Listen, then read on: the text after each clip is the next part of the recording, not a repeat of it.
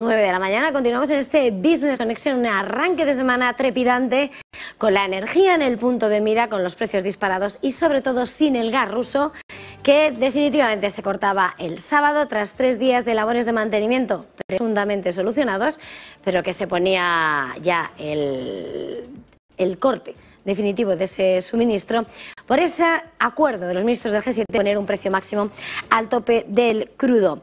Momento intenso en geoestrategia, en geopolítica, y para hablar de ello tenemos el honor esta mañana de estar con José María Viñals, socio de Square Button Box y director del Máster en Relaciones Internacionales del IEB. José María, muy buenos días. Hola, muy buenos días, Eva. Bueno, el día tiene una miscelánea de un poquito de ingredientes de cada lado del planeta.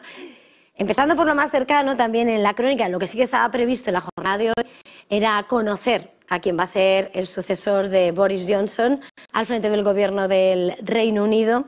Y precisamente de cara a ese movimiento es un nuevo actor que entra en juego, quien va a encarar la política británica en este momento tan difícil y en el que de alguna manera llega también en medio de esas sanciones británicas frente a Vladimir Putin, frente a esa guerra en Ucrania, y que está teniendo repercusiones a nivel global. Lo hemos visto en la libra hoy mismo por ese corte de suministro de mínimos de 1985 también.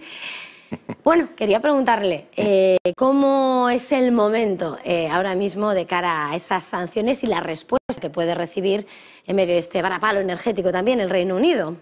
Bueno, el Reino Unido se le están juntando un poco varios factores clave, ¿no? Por un lado, estamos viendo transcurrido un tiempo ya suficiente para analizar cuál es el devenir del Reino Unido tras la salida de la Unión Europea. Vemos también un poco lo que es la consecuencia de las sanciones con respecto a Rusia y cómo el conflicto está pasando factura no solo a la Europa continental, sino también a Gran Bretaña.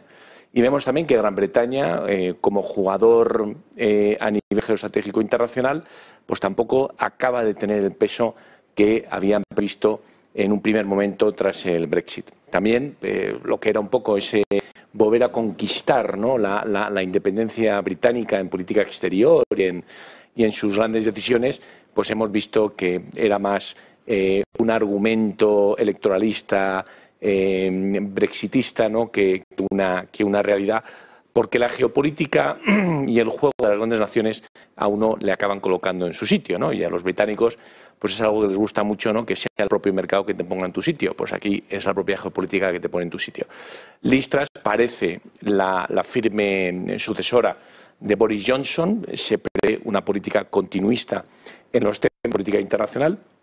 Liz conoce muy bien lo que son las sanciones porque ha estado liderando ese proyecto. Ha sido a veces incluso más agresiva de lo que eran el resto de otros ministros del gabinete, y también tiene las cosas claras desde el punto de vista de lo que está pasando en Asia-Pacífico, con toda la crisis de Taiwán y del estrecho de Formosa, y también con la actitud frente a Rusia. En algunos supuestos, Inglaterra ha sido incluso más agresivo que la Unión Europea a la hora de imponer sanciones. Señalabas cómo Liz Truss no es nueva, sino que ha estado en todo el desarrollo de lo que es lo que ha sido la postura geopolítica del Reino Unido en esta contienda, y llega este mismo fin de semana, de cara a lo que es su presunto nombramiento en las próximas horas. Señalaba como si finalmente se confirma en Downing Street, emprendería inmediatas para abordar el aumento de las facturas de la energía y aumentar los suministros de la energía. Venimos de asistir este fin de semana a los planes de emergencia en Suecia para evitar incluso una crisis financiera con el rescate de las energéticas. También plan de ayuda anuncia Alemania, Finlandia. ¿Qué tenemos que esperar por parte del Reino Unido? También estamos viendo cómo sus propios generadores de energía ya están pidiendo el rescate. Tenemos que esperar esa intervención absoluta, de alguna manera, de ese mercado. No sé cuál puede ser la respuesta. Hombre, en cuanto que estamos interviniendo en el mercado, pues al final no podemos acotarlo solamente, como se ha hecho en España, a lo que es el precio del gas para producir electricidad en las centrales eléctricas, ¿no? Sino que tiene una dimensión mucho mayor.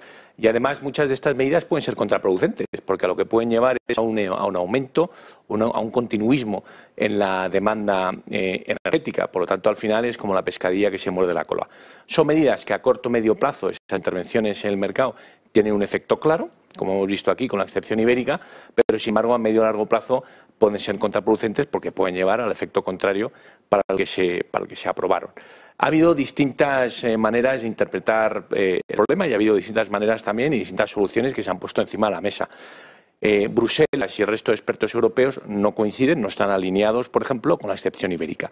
Reino Unido es verdad que ya tenía esos topes, como tenemos en España y Portugal, antes de que nosotros los impusiéramos, pero también eran unas medidas de rescate para contener ese aumento de los precios y la política económica en la que se había sumergido Gran Bretaña después del Brexit. Pero bueno, tendremos que ver ahora qué es lo que dicen los técnicos de Bruselas.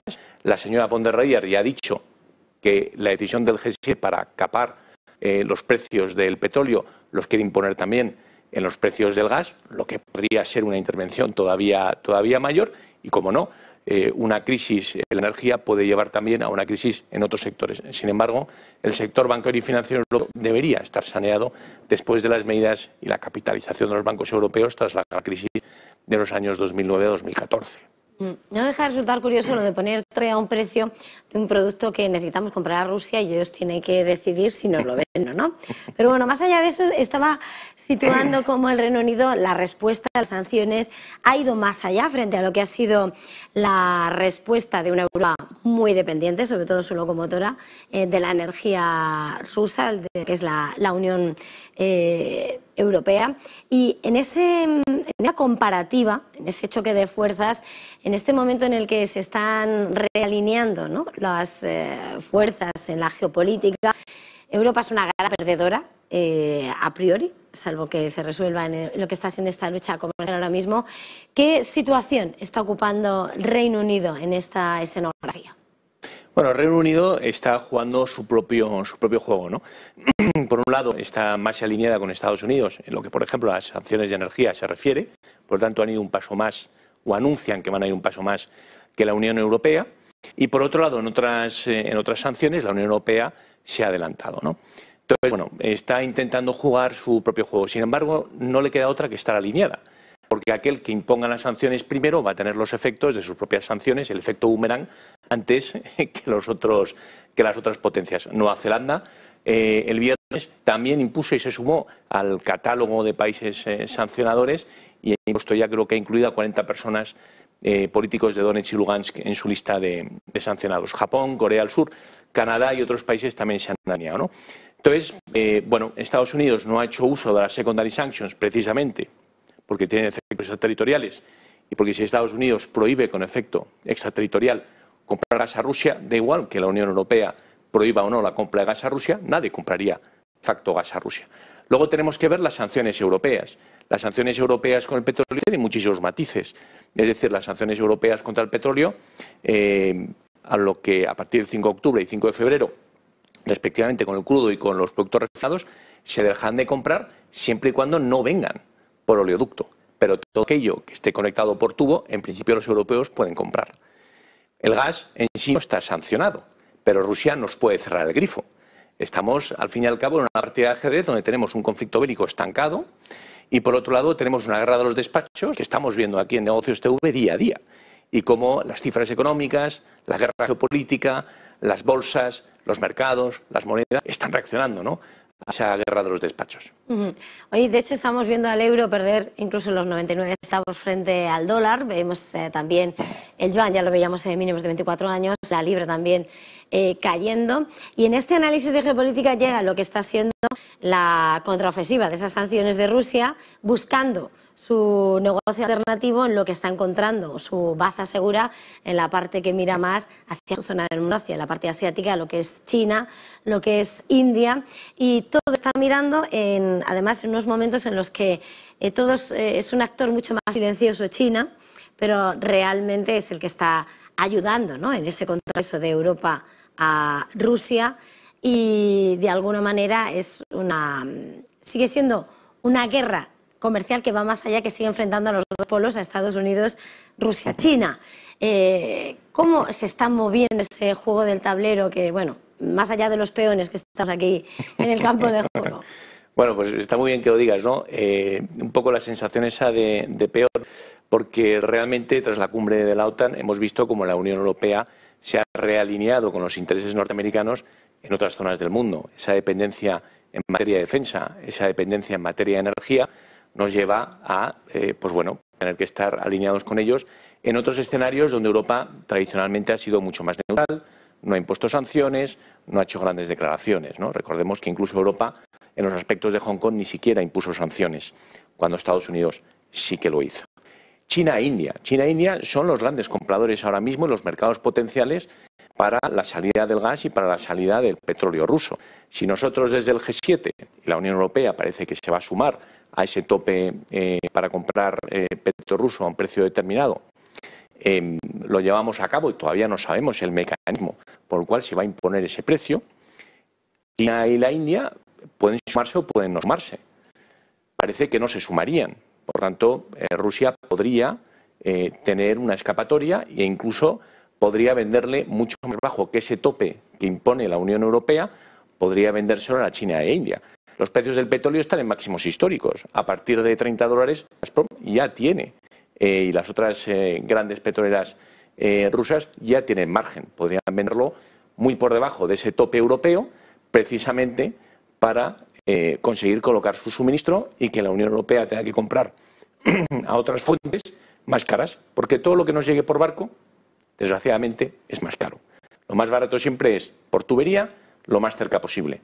En el caso de Rusia, había tubería, hay tubería y están muy cerca de toda la zona este de la Unión Europea. Si queremos traer petróleo, si queremos traer gas de Estados Unidos, tendrá que venir en metanero. Si queremos traer petróleo de Arabia Saudí, tendrá que venir también en un barco petrolero, lo cual encarece los costes, encarecen los fletes, encarecen los transportes, encarece, en fin, el precio de la energía. Por lo tanto, estamos en una situación, es una partida de ajedrez apasionante, sabemos cómo ha empezado Eva, sabemos dónde estamos, pero no sabemos cómo va a acabar. Ni en lo geopolítico, ni en el frente militar, ni tampoco en la guerra de los despachos. Bueno, lo vemos, lo contaremos y lo analizaremos. Y creo que lo sufriremos en los bolsillos. José María Viñals, socio de Square Button Box y director del Máster en Relaciones Internacionales del IEB. Ha sido un verdadero placer. Muchísimas gracias por acompañarnos aquí en Negocios Televisión. Feliz jornada de negocio y seguiremos analizando. Muchas gracias, Eva, y buen negocio.